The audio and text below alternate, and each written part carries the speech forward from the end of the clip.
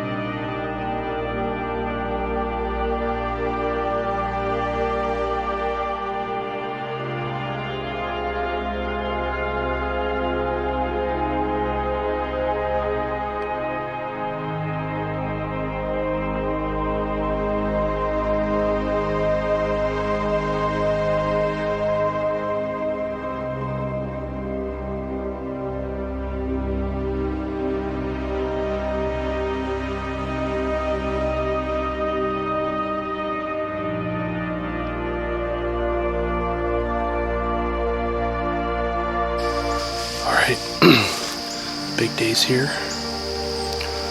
September 28th, opening day for archery in Ohio. I'm doing a little bit of an observation sit this morning. I'm in between a bean field and an oat field.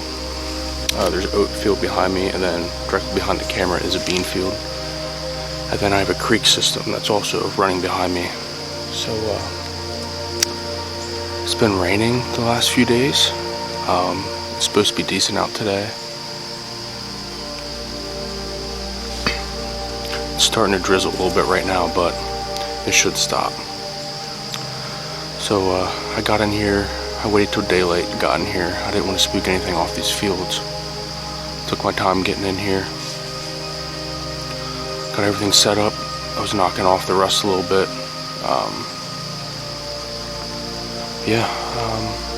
I'm not expecting to see anything within bow range. Historically, they have been running through this thicket I'm sitting in between these two fields. But this year they're just not because of the crop rotation. Usually there's corn on both sides, and I think they live in the corn. This year on this side of the property, it's just beans and oats, so.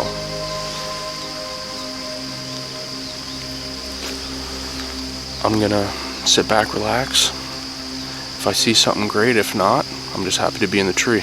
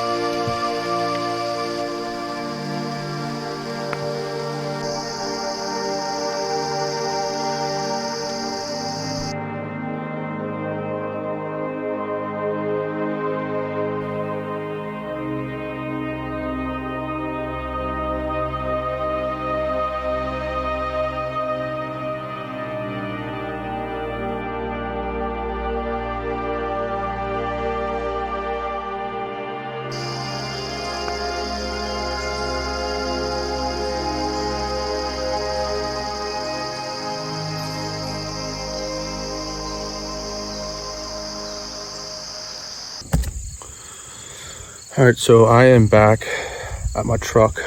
I got down about 9:15. I wasn't seeing anything, and the wind kind of switched a little bit. I think there's some weather coming in, so I might have to do with it. But it's supposed to switch back to an east wind again. It's just really hard to tell with all these ridges and rolling hills what it's going to do. It's not raining right now, but as you can see, it's pretty gloomy and foggy out. So I'm actually going to use this wind to my advantage. I gotta go check some cameras that have been dead for a while or haven't been sending pictures. So I'm gonna go get the cards off them, refresh the batteries, do some scouting. I think I'm gonna move the camera up to my right. It's where I was getting that flat top buck. There's a there's a scrape that is always around lower down the hill. I'm going to move the camera lower down the hill to that scrape if it looks like it's pretty torn up.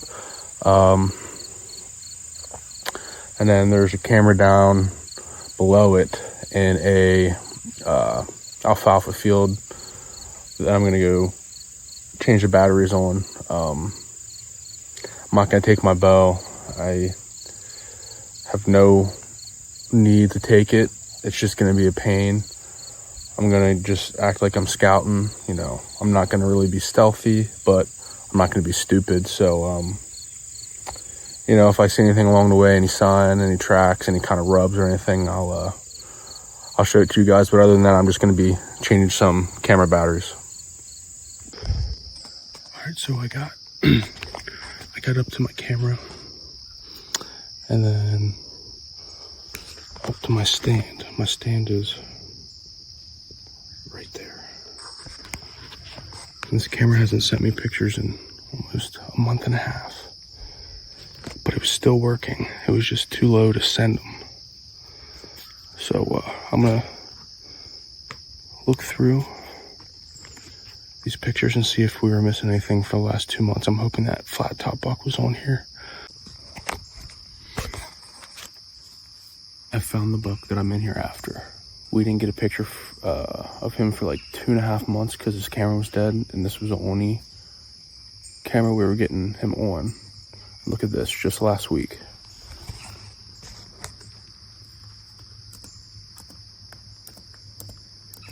He is a stud.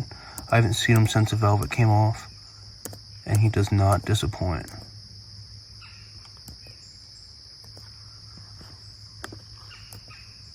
Yeah.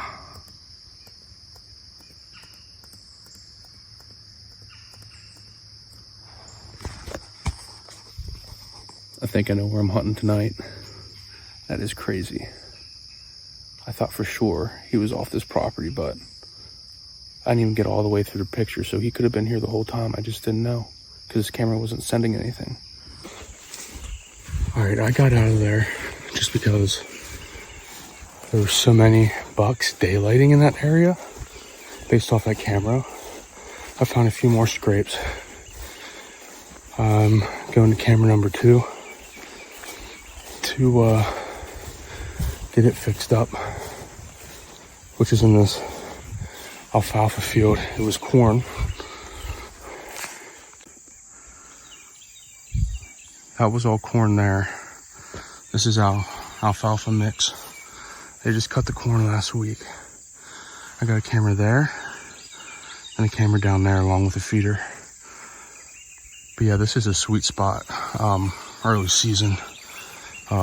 And in the fall down here is really nice. So we'll go see what's on camera number 2. So here's spot number 2. That camera I was just at is up this ridge, but coming down, we think they bed back in there. There's a huge valley. So I tend to not walk right down. I walk down and around. Got to stand right there. See what's on this camera.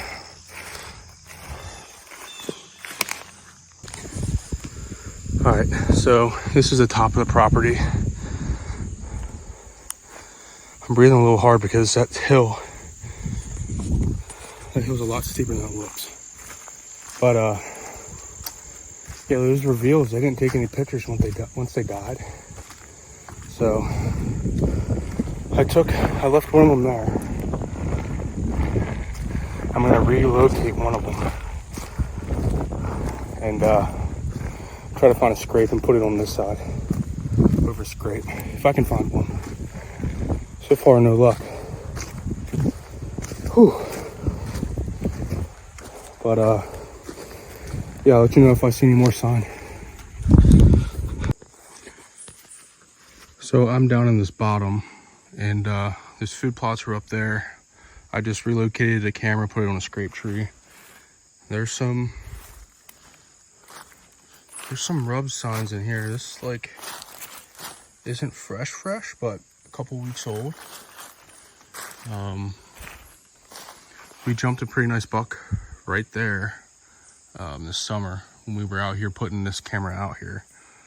And there's like a giant CRP field, and then back there is like 10 acres of CRP, so they bed, and I think they use this and funnel up to the ag. So, oh yeah, I just saw this. Look at that. That's fairly fresh. That's awesome. Awesome. I got everything replenished as far as batteries. The camera that I do have, it was dead all summer, and it wasn't dead. It had a corrupted SD card, so it probably was updating, lost connection, and it corrupted the card. So I'm taking it back to the truck and see if I can get it working. But other than that, pretty successful scouting mission. I have not done anything on the bean side yet. I don't know if I'm going to today, maybe tomorrow.